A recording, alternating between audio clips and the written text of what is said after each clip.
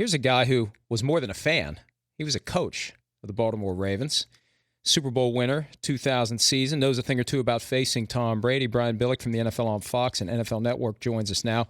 Coach, we've been trying to get fans to be honest about whether or not they root when they hear that a guy's down, they root he's not going to be back. As a coach, if Tom Brady goes down, an opposing quarterback goes down, do you find yourself hoping that maybe he'll be down and out for the rest of the season? Oh, for the rest of the season? Well, no. No, I don't know that anybody would cross that line. Certainly there's the business side of it that says, ooh, you know what, particularly obviously if you're in that division or even if you're in that conference, you're going, boy, our odds just got better because of the injury to a given player, in particular when you're talking about a quarterback. But I can't imagine anybody, even in their private moment, taking any kind of joy in a player being gone for the season. But in a game itself, was it considered a good development if the starting quarterback, for whatever reason, legitimate play, clean hit, can't continue? Is that something that makes you think on the sidelines in the headset, hey, we've got a better chance now of winning this game? Oh, absolutely. And this borders on the conversations, obviously, all last year talking about the bountygate, that there's a difference between standing up in front of a team as every defensive coordinator or even head coach in any given week saying, look, we've got to get this guy off his game. We've got to get this guy out of his game and get him out of the game, meaning it's so physical that he no longer can play. We that's the challenge you throw to your players, and that's different than saying, and to do that, we're going to specifically go after his knee or we're going to go after his head. That's where the line was crossed. So absolutely, if you can make the game to the point where that player can't continue, then yes, you relish in that. You don't wish him ill for the year. You don't really want him hurt, but the competitive part of the game says if we've made it so physical that you can't continue, then we've kind of done our job. Visiting with Brian Billick, former Ravens coach, now with NFL on Fox and NFL Network. This all happened during a practice session between the Patriots and the Buccaneers. A Buccaneers defensive lineman, Adrian Clayborn, pushed Nate Solder into Tom Brady's leg. When a quarterback would get hit in practice, when it's just your team, what was the consequence, if any, for the guy who hit the quarterback? There isn't.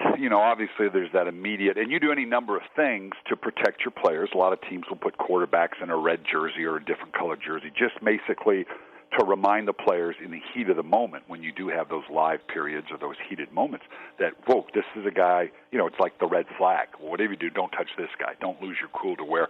But the pushing, the shoving, the rolling up to, I remember when we lost Jamal Lewis, Kelly Gregg, our starting nose guard, a tremendous player, tremendous young man. Went shooting through the line, just defeated the center and the guard, and shot through and caught Jamal at just the wrong time. This was the second day of practice, and Jamal was out for the year after our Super Bowl run, and obviously affected, although we did go on and make the playoffs and get the divisional round. It was a huge loss for us. No one ever faulted Kelly Gregg for being in that situation. If anything, it was the guard and the center who had missed their block on Kelly Gregg that probably felt as bad. And when you see it all the time when offensive linemen are engaged with defensive linemen, even in semi-live or thud periods, we used to call them, that they were live other than not taking the back to the ground. All of a sudden your feet get tied up and you get pushed back into it, or maybe the quarterback on a follow-through hits his hand on the helmet of a player. No, you can't fault the players. They're just playing football, and that's part of football. And tonight begins the second full week of preseason action for the 2013 NFL season. When you were coaching and you had to deal with preseason games, either during the game, after the game, what are the things you're looking for as you're dealing with these ultimately meaningless preseason games? Yeah, and I very much go along the games mean nothing, but are still very, very important. That's the fine line that you have to cross. And everybody always asks, well, do you really want to win the game? Well, of course you do. You're a competitor. You want to win the game. But it's not the number one priority. If it was the number one priority, you'd leave your starters in the whole game and come away with a win in the preseason, but that's not your purpose. In the first two preseason games, the number one objective is really evaluation of players. You want to get some things done with your starters, and you'll increase their reps. You want to get them in good football playing shape, so to speak, and maybe try out a few things, a few combinations. But it really is about evaluation. It's the third game, which is the big one, that now you're going to, whatever it is you want to get done with your starters, up through the half, maybe even into the third quarter. And then the last game, of course, the roster's pretty much set by then. So even in the evaluation period, maybe there's a couple players that you're still looking at, that 50, 51st, 52nd, 53rd spot on your roster. So each game takes on its own life, so to speak. You want to get a little bit more done with your starters in the second week than you did last week. You're going to extend them just a little bit more, but you still worry about the injury. And you also realize this is probably the last full-on evaluation period I have for the backside of my roster. Talking to Brian Billick, former Ravens head coach, now with Fox Sports and NFL Network. You're joining us today on behalf of Thuzio.com, the online destination for booking personal experiences with sports figures. Tell us about the personal video messages that are available for $99. Yeah, it's kind of a neat thing. Thuzio allows you to personalize your interactions with these athletes, everything from leaving phone messages on your phone, obviously, to individual appearances, to whatever suits you. But the kind of neat thing is, and I've done a number of them, people that particularly along the fantasy leagues that want to set the tone.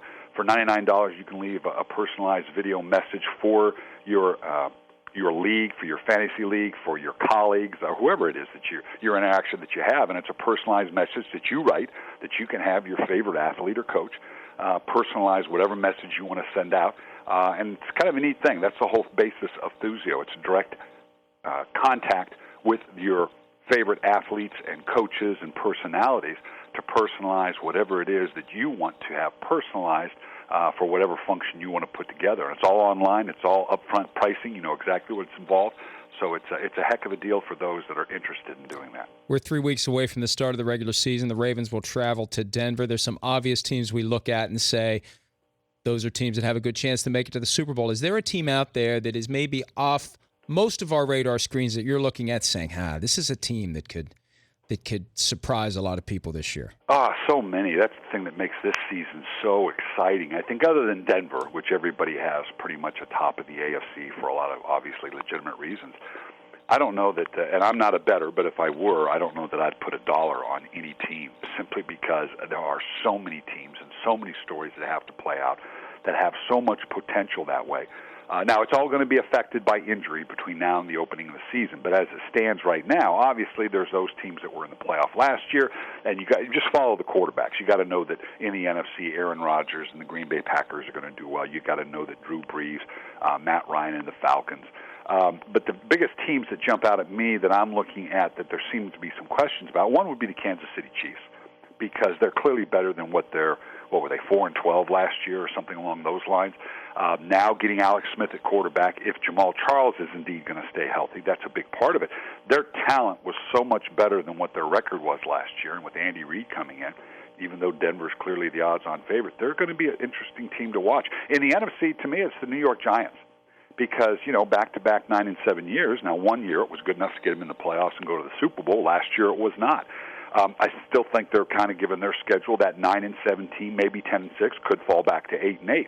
But they're a team that because of their history, if they can find their way in the playoffs, you don't care how they get there, they're going to be viable. And so it's going to be interesting to see if Eli Manning can indeed get his team back on that track. But there's so many stories across the league right now. This is going to be an exciting season. And the team that won the Giants division last year, the NFC East, the Washington Redskins, dealing with this recovery by RG3 from the knee injury. If you're Mike Shanahan, the coach of the Redskins, and you're trying to decide what to do week one, are you influenced at all by the criticism you absorbed by allowing Griffin to play against the Seahawks in the postseason last year and to stay in the game much longer than he should have been in there? No, you're past that evaluation process, and obviously living in the D.C. area and listening to all this. And I'm a huge RG3 fan. This guy's talent is unbelievable. When you sit and visit with one young man, this is a classy. This guy gets it. This guy's going to be a good football player for a long time.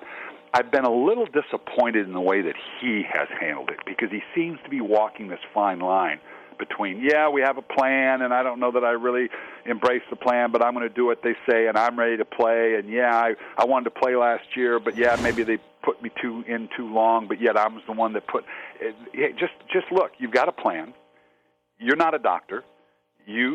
And yet the doctors have to appreciate that they're not you. No one knows you better than you. So it's a collective plan. What they're doing is a collective plan between RG3, the doctors, and Mike Shanahan. They're sticking to the plan, and everybody ought to just get on board with it, and I'm sure we're not going to see him in the preseason. You can adjust it a little bit. It sounds like he's clearly on track for the opener. But every player you put out there, not just your star quarterback, is at risk and is going to play hurt. Everybody's hurting. you may not be injured, but everybody's hurting even when you start the season. So it's not just your quarterback. So I think this is a bit of much ado about nothing in terms of what Coach Shanahan and RG3 and how they're handling it. It's just like every other player. You go out and you play, and you try to stay as safe as you can. But the bigger problem is, how do you keep a guy safe who has shown that he's a little bit reckless? What can you do as a coach to rein in a guy who has an instinct to run but not necessarily an instinct to protect himself? Well, when you look at the top quarterbacks in the league right now and have been for a while, whether you're talking Aaron Rodgers, Drew Brees, Peyton Manning, Tom Brady, one of the things that their hallmarks is how healthy they stay. They know how to protect themselves in the pocket. Now, they're competitive, and they're going to try to extend a play. Aaron Rodgers, by way of example, to me, is the most dynamic quarterback outside the pocket. He's pretty good inside the pocket, don't get me wrong, but maybe the most dynamic quarterback outside the pocket in the history of this game. And not because of what he does when he runs. Again, he does run fairly effectively, but it's his ability to throw the ball when he's on the run on the outside of the pocket. Now, you could say that's reckless, but it could be reckless, but they have the experience to know how to protect themselves. You hear it all the time when a Michael Vick says, I'm much safer outside the pocket than I am inside the pocket because I have more control of what's going on. But once you get outside those numbers, you get out of bounds. That's the thing that I saw RG3 beginning to learn the latter part of the season. You don't want to expose yourself to the hits. The hit that caused the knee injury by Haloti Ngata against the Baltimore Ravens was not reckless. He was just scrambling around. And where he was on the field to stay in the field, he couldn't get out of bounds. That's understandable. But he's going to learn because you can't take that kind of hit. So many teams spend so much time with their offensive lines and their protection schemes with the very specific purpose of protecting the quarterback to expose yourself to those additional hits needlessly, and that's where the experience, whether it's Colin Kaepernick, whether it's Russell Wilson, whether it's RG3, they'll gain more and more experience and kind of reel in that exuberance that you're referring to in the way that these veteran quarterbacks that have been doing it for a long, long time. Great stuff as always, Coach. We look forward to talking to you again down the road. Enjoy the start of the season. Sounds good. Brian Billick, NFL on Fox, NFL Network, and that's the way we wanted Marvin Lewis to hang up yesterday. We wanted to slam down so we'd make it on Hard Knocks.